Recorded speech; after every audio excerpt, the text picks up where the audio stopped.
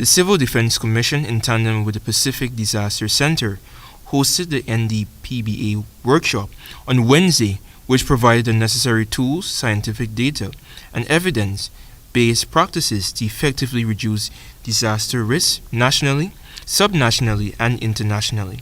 Sarah Bryan, PDC Disaster Services Analyst, during a PowerPoint presentation, gave a breakdown on data provided from the Risk and Vulnerability Assessment, which shows regions 4 and 6 topping the chart on the Multi-Hazard Exposure Index. We highlighted Berbice Corentyne and the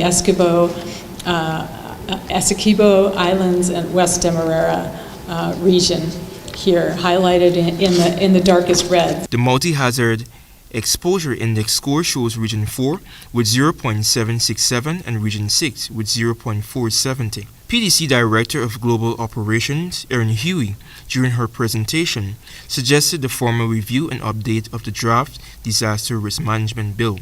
Huey also suggested the implementation of the National Disaster Risk Management Fund, which will expand funding for the CDC to support growing need for disaster management services. Financial resources, implementing a national disaster risk management fund, which is identified in the 2013 bill, and then also expanding base funding for CDC to support the growing need of disaster management services. The Risk and Vulnerability Assessment measures the social, cultural, and economic drivers of risk at the national and international level.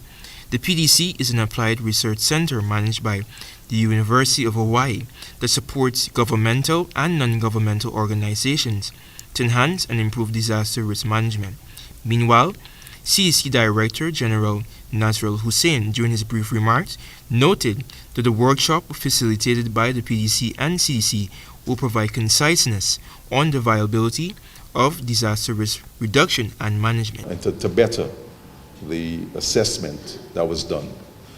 I am encouraged by our colleagues that although it's slated as the final workshop, it doesn't mean that all the work was done. And there's also future scope for collaboration and in order to enhance the product. Antonio Day reporting for the HGP Nightly News.